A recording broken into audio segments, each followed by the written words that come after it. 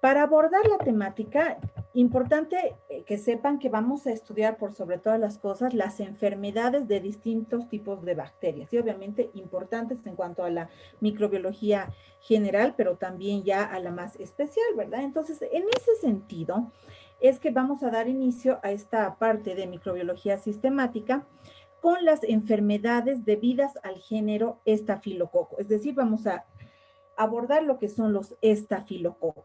Bueno, en ese sentido, entonces, importante primero, pues, considerar su morfología, la apetencia tintorial, su taxonomía y su clasificación. Bueno, entonces, cuando hablamos del género estafilococo, en realidad nosotros estamos haciendo un abordaje de este grupo de microorganismos que se considera como piógenos. ¿Qué quiere decir aquello? Esto quiere decir que tienen la capacidad, pues, de producir pus, ¿sí? En las patologías que generan. ¿Cuáles son las características que tiene el género Staphylococcus? Entonces, primero indicar, sí, que son de forma esférica, es decir, van a estar agrupados en formas irregulares a manera de racimos de uva. Esa es su particularidad. De ahí su, en todo caso, denominación, ¿sí? ¿Y por qué se produce esto? Esto es el producto, en realidad, del tipo de división en tres planos que presentan. Bueno, donde estas células hijas no se van a separar totalmente y por eso adoptan esta forma. Sin embargo, también es importante que conozcan que se los puede observar ya sea de forma aislada, se los puede observar apareados o en otras oportunidades en tetradas, incluso se los puede observar pues en pequeñas cadenas que no tengan en realidad más de 4 cocos. Bueno, entonces ya sabemos en cuanto a su morfología, son cocos en racimos. Bueno, importante indicar también que, por ejemplo, con la técnica de coloración Gram, la coloración que van a adoptar los estafilococos es de color violeta. ¿Por qué? ¿Por qué se tiñen de violeta? Esto se debe a su capacidad de retener el colorante primario. ¿Por qué? Porque tienen pues gran cantidad de ácidos teicoicos en su pared, ¿verdad? Pero sin embargo, también sí es posible que se los observe como gram negativos en muestras de cultivos, sobre todo viejos, o en ciertos tipos de muestra particulares. Otro dato importante de indicar de los estafilococos es pues que no poseen órganos específicos de motilidad. Tampoco forman esporas. Bueno, eso sí, algunas cepas de estafilococo aureus van a tener pues la posibilidad de formar cápsula. Bueno, es bien importante que se mencione que en algunas circunstancias, pues estos microorganismos pueden perder su pared celular. ¿Por qué? Porque esto es el producto de la presencia de penicilina, por ejemplo, ¿sí? Asimismo, pues pueden tener también paredes defectuosas, por ejemplo, por el hecho de tener un influjo de antimicrobianos o de pronto por la participación de violeta genciana, sales de bario, etc. Entonces, otro dato importante, sí, o característicos de este género es que, bueno, dentro de sus particularidades que son catalasa positivos, sí, entonces son bastante resistentes. En cuanto a sus condiciones de cultivo, pues actúan ya sea como aerobios o en otras oportunidades pueden ser anaerobios facultativos. Bueno, los géneros de esta familia, sí, nos hacen en realidad citación a los géneros de la familia Staphylococcacea. Dentro de este grupo, nosotros, ¿qué vamos a estudiar? Vamos a estudiar a los estafilococos. Bueno, perfecto. Entonces, características importantes para que ustedes no olviden. Son cocos, ¿sí? Se presentan a manera de racimos de uva. ¿Por qué? Por los tres planos de división que ya les he explicado. ¿Cuánto miden? ¿Sí? Los cocos miden entre 0,5 hasta 1,5 micras de diámetro. Ya sabemos, son gram positivos. Son no esporulados, ¿verdad? Son inmóviles. ¿Por qué inmóviles? Porque no presentan flagelo, no presentan cápsula, ¿verdad? Salvo algunas cepas, como por ejemplo, decíamos, algunas cepas de Staphylococcus aureus que sí forman cápsula. Son catalasa positivos, ¿verdad? Actúan ya sea como aerobios y también anaerobios facultativos. Son grandes fermentadores de azúcares y producen pues ácido láctico. Estas son sus características generales que presentan los estafilococos. Bien, la clasificación de los estafilococos, ¿sí? Cuando estamos hablando de la clasificación, se sabe que en la actualidad el género de bacterias Staphylococcus pertenece en todo caso al dominio Bacteria, al filo Firmicutes, ¿sí? A la clase Bacilli, orden Bacillales y a la familia, perdón, lo que les hacía mención, pues a la familia Staphylococcacea. Esto se ha generado, esta clasificación, a partir del año 2010. En cuanto a los géneros, ¿sí? Son muchos los géneros. En esta familia agrupa otros géneros, como podemos ver, por ejemplo, los Macrococcus, los Nosocomicoccus, los Salinococos. Pero estos últimos que les acabo de citar, en realidad, pues están presentes en ambientes ya sean hospitalarios, ¿sí? Puede estar presente en aguas, de pronto en suelos naturales. Entonces, estos últimos que les acabo de citar no están asociados aún a patologías humanas. Bueno, perfecto. ¿Cuál es el hábitat? En realidad las bacterias del género Staphylococcus, ¿sí? Van a estar pues muy ampliamente distribuidas, en general en la naturaleza. Pero sobre todo su hábitat se va a encontrar ya sea en la piel, en glándulas cutáneas, ¿sí? La encontramos también pues en la mucosa tracto intestinal, genitourinario y en el tracto respiratorio superior. Entonces, estas, las que acabo de citar, serían pues en realidad pues su hábitat natural. Muy bien. Especies patógenas y otras. Es decir, las especies más aisladas de las infecciones humanas en realidad van a ser Staphylococcus aureus, sí, en primer lugar, Staphylococcus epidermidis y también saprophyticus. Serían como los más importantes, sin embargo, también acá pues ven el listado, existen otros, como ser el Staphylococcus hemolyticus, ludunensis, capitis, hominis, pero bueno, nosotros resaltamos la importancia sobre todo de los que les he indicado, Staphylococcus aureus, epidermitis y saprophyticus. Bueno, de todo este grupo, el único que es coagulasa positivo es el Staphylococcus aureus, por si acaso. Bueno, importante este Staphylococcus aureus porque en las últimas décadas, pues sí, efectivamente se ha generado mucha resistencia, ¿sí? Sobre todo a la meticilina y a la vancomicina. Bien, antes de entrar directamente a lo que es la estructura de la pared celular de este género de los estafilococos, es bien importante que les haga mención sobre su fisiología. ¿Por qué? Porque en cuanto a su crecimiento, sí, los estafilococos generalmente presentan un crecimiento mejor en condiciones de aerobiosis. Bueno, solo algunas cepas van a mejorar su crecimiento con tensiones pues que sean bajas en dióxido de carbono. Los medios nutritivos, ¿sí?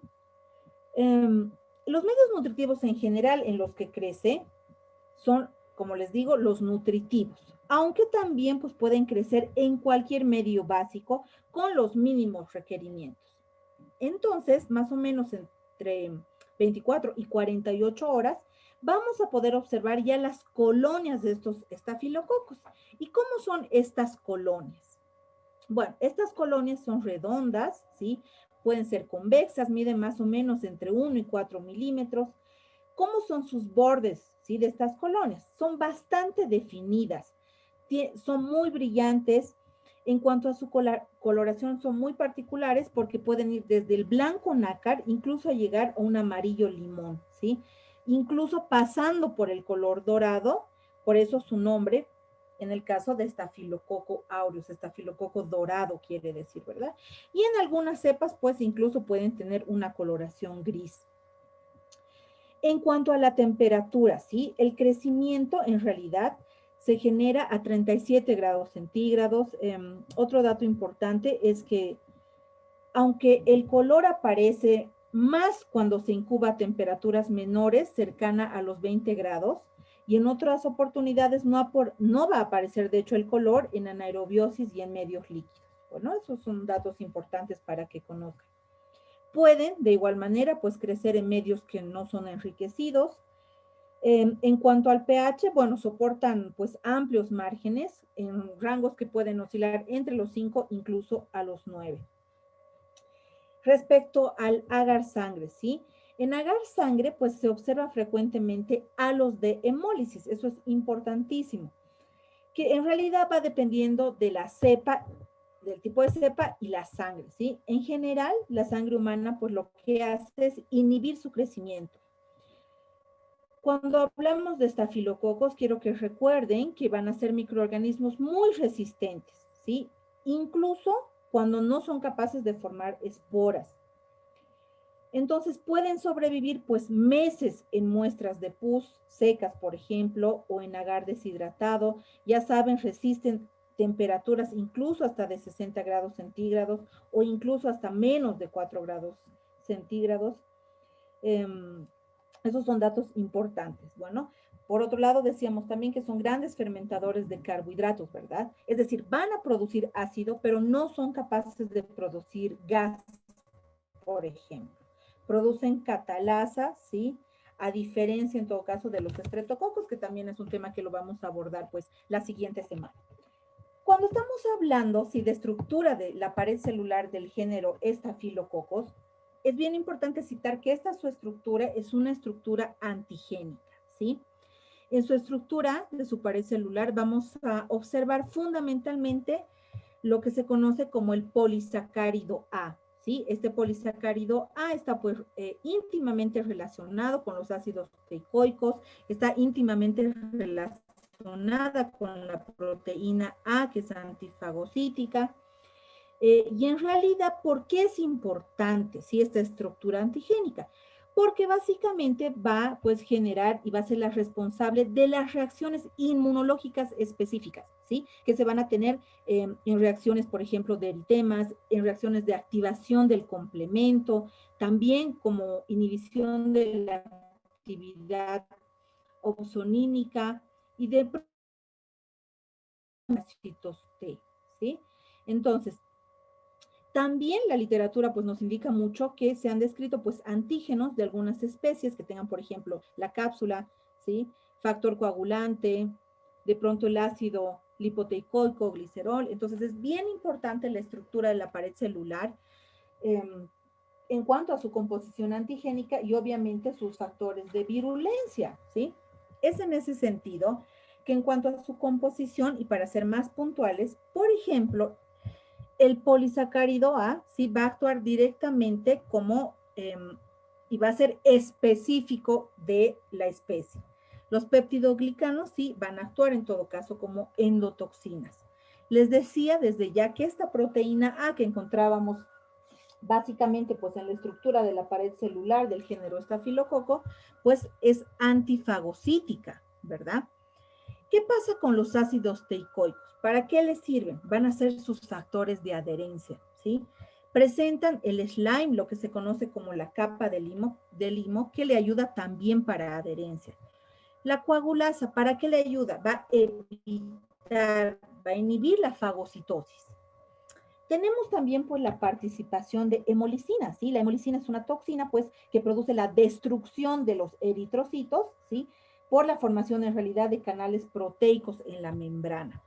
Tenemos también leucocidinas. ¿Por qué es importante la leucocidina? Esta toxina en realidad tiene pues dos compuestos, ¿sí? El F y el S. Entonces, ¿por qué son importantes? Porque actúan potencializándose, es decir, actúan en forma sinérgica. ¿Para qué? Para dañar a los polimorfonucleares, para dañar a los macrófagos, ¿sí? ¿Por qué? Porque alteran pues básicamente la permeabilidad de la membrana celular.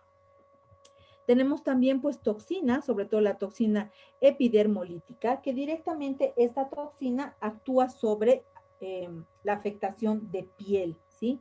Tenemos enterotoxinas, esta en todo caso, o conocida también como la toxina del síndrome del shock tóxico, ¿sí? La TSST1 o toxina pirogénica también, ¿sí? Es una toxina que en realidad es considerada como un superantígeno. ¿Por qué? Porque va a activar inespecíficamente tanto a los linfocitos como también a los macrófagos. Y estos, ustedes bien saben, van a liberar por las citoquinas proinflamatorias en mucha cantidad, provocando de esta manera vasodilatación, ¿verdad? Bueno, las lipoproteinasas, ¿sí? Estas en todo caso pues ayudan a la identificación. Entonces, como se dan cuenta, en cuanto a la patogenia que presentan los estafilococos, está dada tanto por la capacidad de producir toxinas y también enzimas, ¿sí? Como también está dada pues por la multiplicación, ¿sí? La proliferación y la interacción obviamente del hospedero. Entonces, dense cuenta la gran importancia de enzimas, dentro de las que también pues citamos la coagulasa, como les decía, esta coagulasa es pues capaz de coagular el plasma, ¿sí? O el citrato. La catalasa, ¿sí? Que en realidad lo que hace la catalasa es pues desdoblar peróxido de hidrógeno en agua y en oxígeno también. Entonces hay varias enzimas realmente importantes. Las lipasas serían otras importantes. ¿Por qué? Porque básicamente alteran la composición de ciertos medios. La hialuronidasa también es importante. ¿Por qué? Porque va a favorecer, pues, básicamente la propagación de las infecciones. La nucleasa, sí, importante porque va a desdoblar el ADN y el ARN. Y en las toxinas, como bien les decía, pues hemolicinas, ¿verdad? Que lo que producen son la beta-hemólisis. Tenemos toxina exfoliativa también, ¿sí? Que ayuda en la descamación, es decir, produce la descamación generalizada de la piel. Leucocidinas, que tienen pues capacidad para causar la lisis de los leucocitos, como les indicaba. Las enterotoxinas, responsables en todo caso de las intoxicaciones alimentarias. Tenemos toxinas del síndrome del choque tóxico, que es, bueno, responsable clínico de esta patología, ¿verdad? Y cuando hablábamos de, bueno, la multiplicación y la proliferación del microorganismo, importante pues indicar las condiciones inmunológicas que tenga el hospedero, ¿verdad? Porque a esto se va a sumar obviamente las acciones que decíamos ya para producir pues las patologías que caracterizan a este género que son los estafilococos. Bien.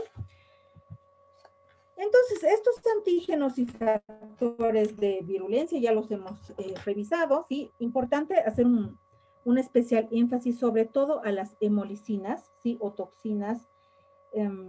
¿Por qué? Porque estas se clasifican y en todo caso tenemos la toxina alfa, beta, gamma y omega. Entonces, ¿qué hace la alfa? ¿Sí? Entonces, cada una pues tiene una particularidad. La alfa, por ejemplo, está encargada de generar daño al músculo liso, ¿sí? Tanto las células de la piel, los macrófagos y también daño en las plaquetas. Cuando estamos hablando de estas hemolicinas, en todo caso beta o del grupo beta, ¿sí? Son tóxicas para qué? Sobre todo para las células, ¿sí? Que van a estar presentes en neuronas y eritrocitos. A esta toxina B también se la conoce como esfingomielinasa C. Entonces, como te decía, especialmente tóxica para células con esfingomielina. Bueno, la toxina gamma. ¿Por qué es importante? Porque se ha estudiado que actúa directamente sobre los fosfolípidos en las membranas celulares. Y la omega, que es tóxica, ¿sí? Sobre todo actuando en células polimorfonucleares, actúa también en macrófagos, actúa en linfocitos y también en las plaquetas. ¿Cuáles son las fuentes de infección? En realidad, sí, dentro del rango de 20 a 40%, el estafilococo aureus se debe encontrar entre, es decir, 20 y 40% de las personas a nivel de la nasofaringe, ¿sí? En realidad, en personas que tengan pues estadías prolongadas, ya sea en hospitales, entonces un 50, un 70% se lo va a encontrar en médicos y en enfermeras. Bueno, esto en realidad pues se debe a la participación, como desde ya les decía, del ácido teicoico, ¿verdad?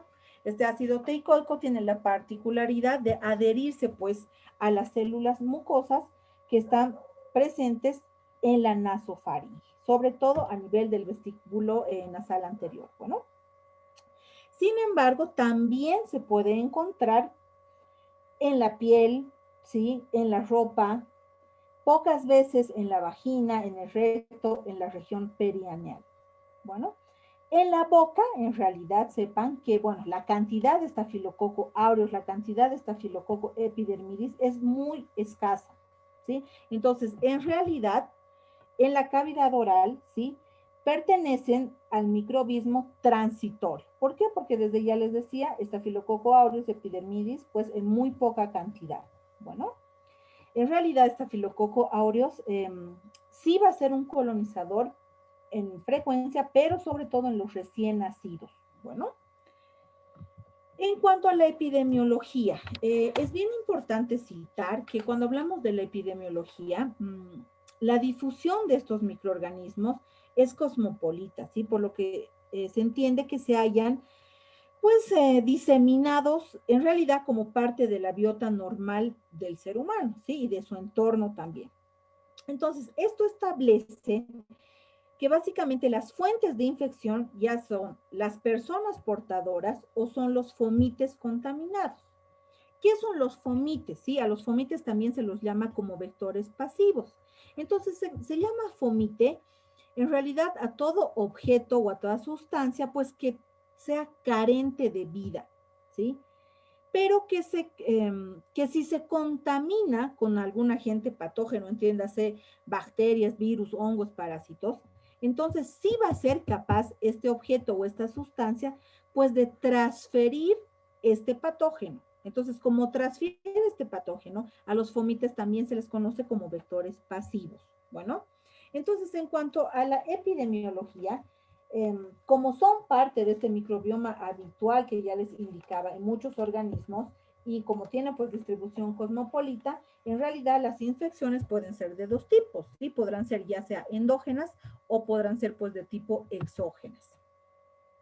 ¿Quiénes son las personas susceptibles? Entonces, dentro, ¿sí?, de las variables de personas susceptibles, tenemos a los recién nacidos, a enfermos quirúrgicos, a pacientes que tengan quemaduras, a pacientes con enfermedades de base, como ser, por ejemplo, la diabetes, o incluso a pacientes pues que tengan una virosis en el tracto respiratorio superior. Esas son las personas susceptibles a generar cualquier tipo de patología por estafilococcus. ¿Cuál es el cuadro clínico? ¿Sí? Dentro del cuadro clínico se conoce esta terminología de estafilococias. ¿Qué quiere decir estafilococias? Cualquier lesión, todas las lesiones que se producen por estafilococos. Entonces, los estafilococos dentro de un cuadro clínico general, ¿qué presenta? ¿Sí? El paciente va a presentar fiebre, ¿sí? No se conoce específicamente el origen de esta fiebre.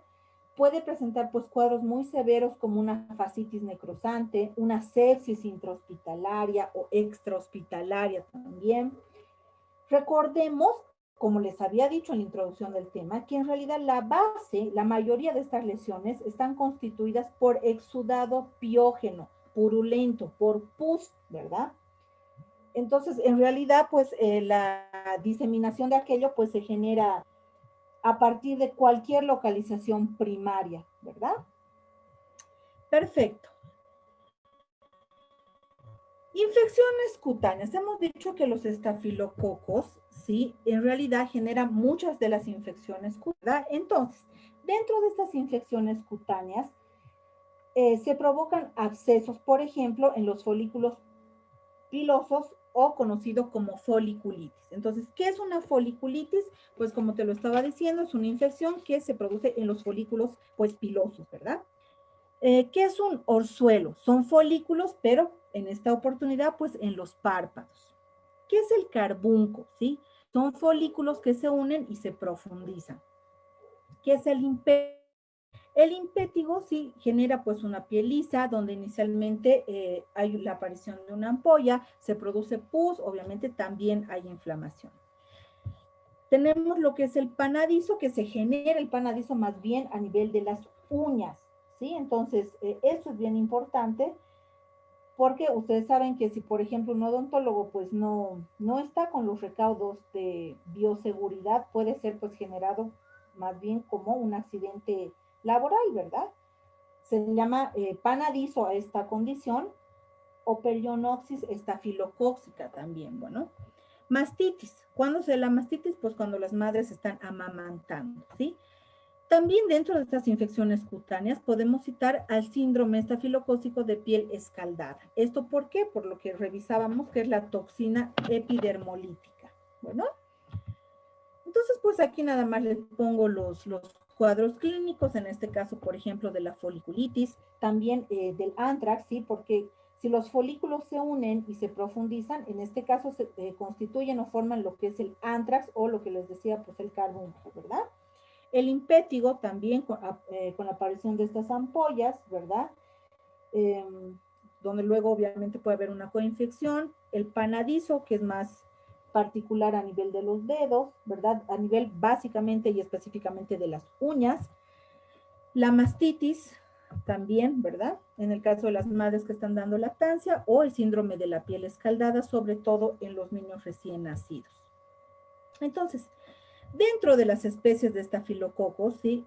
Obviamente sabemos ya que hay acciones patógenas y a nosotros lo que más nos interesa es pues estafilococo aureus, que como han podido apreciar, pues generan enfermedades piógenas y mediadas por toxinas, ¿verdad?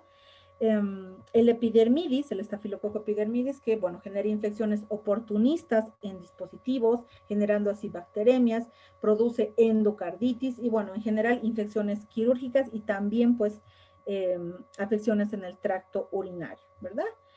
Y a ver, otro importante para nosotros, saprofíticos, porque genera pues infecciones oportunistas del tracto urinario también. Muy bien, los mecanismos de acción de los estafilococos. ¿Cómo se generan en realidad estos mecanismos de acción? Pues por dos vías, ¿sí? Puede ser directamente por acción microbiana o puede ser directamente pues generada a partir de acción de las toxinas. Entonces, siendo así, cuando hablamos particularmente de la acción microbiana, estamos diciendo que va a generar infecciones cutáneas, mastitis, artritis séptica, neumonías, osteomelitis, otitis, meningitis, endocarditis, cualquier tipo de infección en las heridas e infecciones quirúrgicas. Bueno, entonces eso es importante a considerar dentro de la acción microbiana. Dentro de esta acción microbiana en odontología es bien importante el estafilococo. ¿En qué sentido? En que va a generar, pues, sobre todo, infecciones endodónticas, ¿sí? En algunos pacientes puede generar abscesos periapicales o incluso osteomelitis, ¿sí? Eh, también, sin embargo, han sido aislados, pues, estafilococos en saliva, ¿sí? De pacientes que tienen sobre todo estomatitis y también que tienen, pues, parotiditis, bueno. Y por acción de las toxinas, como les decía, pues se genera en todo caso lo que es el síndrome de la piel escaldada, ¿verdad? Eso es muy común. Bueno, y se caracteriza por un conjunto, pues, en realidad de cuadros clínicos donde están presentes una dermatitis exfoliativa muy generalizada en el recién nacido. También hablábamos del impétigo, ¿verdad? Vesiculoso. Entonces tienen pues una clínica común de lesiones en piel que, bueno, generalmente es superficial y, bueno, que tiene pues una tendencia a la autolimitación en condiciones normales, ¿verdad? En muy pocas ocasiones va a afectar a las capas profundas de la piel. Dentro de la acción también por toxinas tenemos la enteritis tóxica, o intoxicación alimentaria, ¿verdad? Y esta pues aparece pocas horas después de que se ha hecho la ingesta de alimentos que estén contaminados con esta toxina estafilocócica. ¿Y qué es lo que genera? Sí, pues genera náuseas, genera vómitos, mucha diarrea frecuente. Esta, bueno, por lo general se autolimita y en realidad no presenta un cuadro clínico de fiebre, ¿verdad? Y bueno, un shock tóxico, ¿sí? El síndrome de choque tóxico también se llama. Entonces, en realidad, este se caracteriza pues por un cortejo clínico, sí, muy aparatoso, donde su inicio es bastante abrupto, ¿sí? Tienes pues el paciente erupciones cutáneas, hay mucho dolor muscular, hay fiebre alta, hay vómitos, hay diarreas, ¿sí? Entonces, poco a poco se va pues ya generando un compromiso general del paciente, incluso llegando a insuficiencia renal, insuficiencia cardíaca, pero sin embargo sí puede ser manejado con mucho éxito. De hecho, comentarles entre paréntesis que este shock tóxico, sí, muchas veces, y artículos nos lo reportan, que el antecedente ha sido, por ejemplo, el uso de un tapón en mujeres jóvenes, sí, es un dato epidemiológico importante en el momento de su diagnóstico.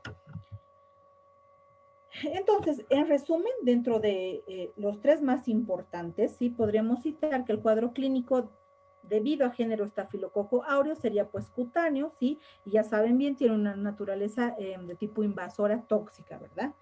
Puede generarse en diversas localizaciones y ya saben, produce pues shock tóxico, incluso piel escaldada. Estafilococo epidermidis en realidad lo que genera son pues infecciones de implantes auriculares también, y el saprofíticos, que como bien les decía, pues importante en el sentido de que genera infecciones urinarias en las mujeres. En las infecciones en odontología, sí, en realidad, como bien tenía bien indicarles, puede también pues aislarse estafilococos en la saliva de pacientes que tengan estomatitis, parotiditis, sí. También se encuentran en biopelículas, sea supra o subgingivales, sobre todo con pacientes que tengan pues claramente gingivitis y periodontitis, ¿verdad? En casos de periimplantitis, pues sí, también se conoce que se puede encontrar estafilococos. Hay estudios que nos indican que, bueno, en menor porcentaje, pero sí podrían encontrarse. ¿Cómo se hace el diagnóstico? ¿Sí? ¿Cómo se hace el diagnóstico bacteriológico? Pues en realidad, primero se consideran pues los especímenes para el estudio, ¿sí? Es decir, para los especímenes de estudio vamos a utilizar las muestras de raspado de las lesiones, ¿sí? Se puede utilizar sangre, secreciones purulentas, punciones, biopsias, ¿sí? Líquido cefalorraquídeo, restos de alimentos. Entonces, todos ellos van a ser elementos de análisis dependiendo claramente su patología. Ahora, para las características, para su estudio y su desarrollo, bueno, en realidad el frotis sí constituye un elemento orientador muy importante, fundamental incluso, para ya pues claro, empezar pues con una conducta terapéutica precoz, ¿sí? En cuanto al cultivo, lo que sí puedo citarles es que el cultivo, bueno, establecerá pues las características de patogenicidad al cabo de las 48 horas, es decir, a los 2 días, ¿sí?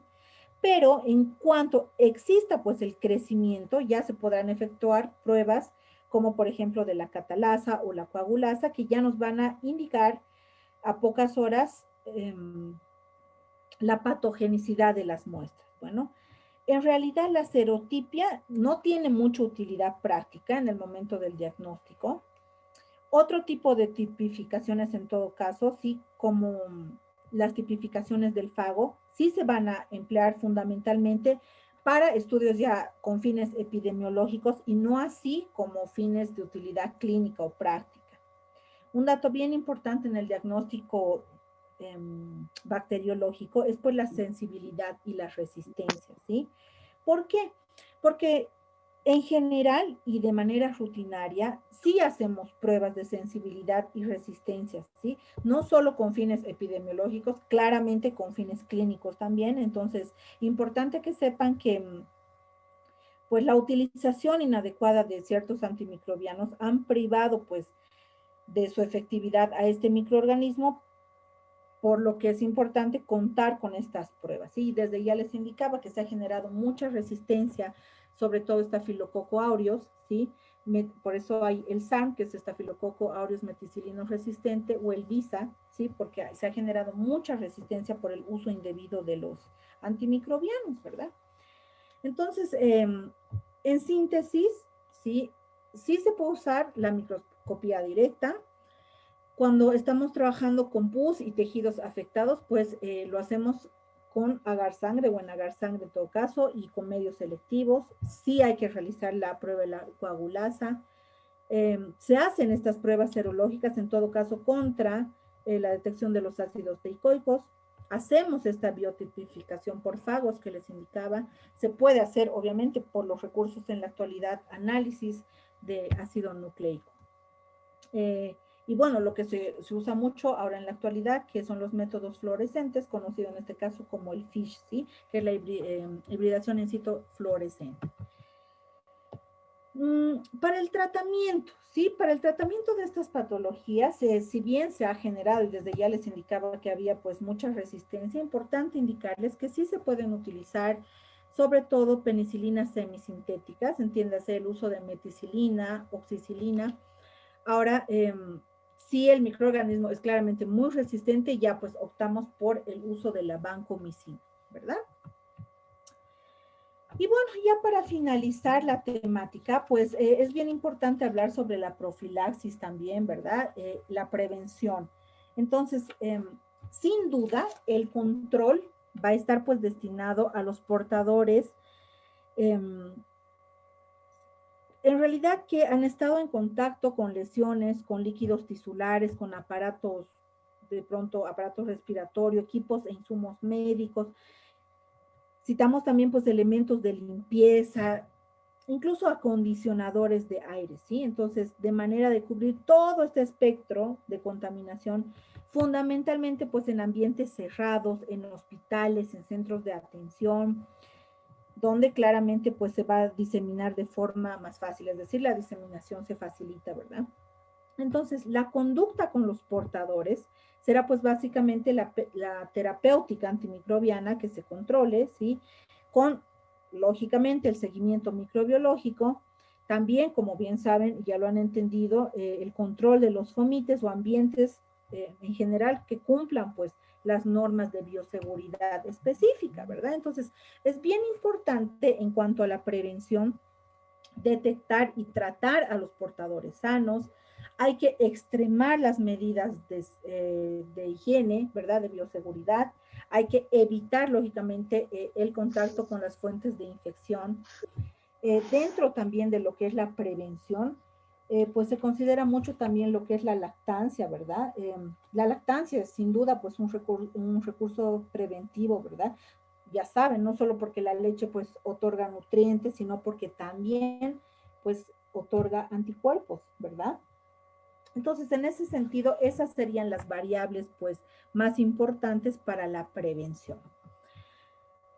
Haciendo entonces los puntos claves del tema avanzado, pues recordemos que ahora ya estamos hablando sobre microorganismos que son relevantes y que están comprometidos con la cavidad bucal. En ese sentido, entonces, recuerden siempre la familia, el género, la especie, ¿sí? Y bueno, en otras oportunidades hablaremos también de las subespecies. Bueno, hemos visto una bacteria que pertenece al grupo de los cocos gram positivos, ¿verdad? Entonces, sabemos ahora que la familia es Staphylococcus, el género es Staphylococcus, ¿verdad? ¿Y qué características tiene? Entonces, en resumen, para ya ir finalizando nuestra clase, son cocos que se agrupan en racimos, sabemos que son aerobios y anaerobios facultativos, sabemos también ahora que son productores de catalasa, aunque a veces lo son muy débilmente. Hay especies que están relacionadas, sí, con las patologías humanas. Hemos hecho mención de Staphylococcus aureus y Staphylococcus epidermidis dentro de los más importantes, ¿verdad? Recuerda siempre que género es Staphylococcus y qué especie es, pues, aureus, ¿verdad? Sabemos que en este caso el Staphylococcus aureus, por ejemplo, tiene pues factores de virulencia, dentro de los cuales podemos citar pues parte de sus componentes estructurales, ¿verdad? La mureína, los ácidos teicoicos, hemos hablado mucho del polisacárido A, la exfoliatina, las enterotoxinas, toxinas al, exoenzimas, ¿verdad? Como te decía, la catalasa, la coagulasa serían las más importantes. Muy bien. La resistencia a los antibióticos, hemos dicho que se ha generado mucha resistencia, sobre todo por la particularidad importante de los estafilococos, sobre todo de ser pues resistente a los antibióticos, por ejemplo, a las penicilinas, ¿verdad? ¿Verdad? O a los beta-lactámicos también. ¿Por qué? Porque son destructivos de la penicilina, destruyen la penicilina. Bueno, Otro datito importante, pues sabes bien ahora que hay factores predisponentes, ¿verdad? Del hospedador, estamos hablando de que puede tener pues este hospedador trastornos de las barreras, defectos de pronto en la fagocitosis o incluso pues puede tener trastornos ya generales de los mecanismos de defensa. Dentro de los procesos clínicos has podido aprender que sí, pues hay enfermedades infecciosas que son supurativas, ¿sí? Enfermedades infecciosas que se generan por toxinas o en todo caso que pueden ser pues enfermedades infecciosas combinadas. Bien, perfecto. Y ya para finalizar, hemos hablado mucho de Staphylococcus aureus, pero pues hagamos una breve mención también a Staphylococcus epidermidis. Ustedes saben ya que, bueno, sí, forman parte de la microbiota normal humana, a diferencia, sí, de la anterior, pues esta no va a producir pigmentos amarillos en las colonias. Otra particularidad de esta Staphylococcus epidermidis es que no sintetiza la enzima coagulasa, ¿verdad? Muy importante la participación del glicocálix, ¿por qué? Porque es su factor de virulencia, ¿verdad? Muy importante porque va a tener la particularidad de adherirse a catéteres plásticos, a dispositivos protésicos también. También pues esta Staphylococcus epidermidis sí se ha recuperado mucho de infecciones en quemaduras muy extensas, incluso en pacientes que hayan recibido algún tipo de trasplante. Bueno, entonces esos serían los puntos más importantes a rescatar de esta Staphylococcus epidermidis. Muy bien, entonces mis estimados, con esto hemos finalizado el inicio de nuestra unidad 2, ¿verdad? De la bacteriología sistemática. Entonces, por cada clase vamos a ir aprendiendo las características propias de cada una de estas bacterias, siendo así que la siguiente clase, pues vamos a hablar y vamos a hacer mención particularmente de los estreptococos. Bueno, entonces en ese sentido hemos finalizado nuestra clase teórica del día. Agradezco mucho su tiempo, su paciencia y la asistencia claramente a nuestra clase teórica. Me despido de ustedes.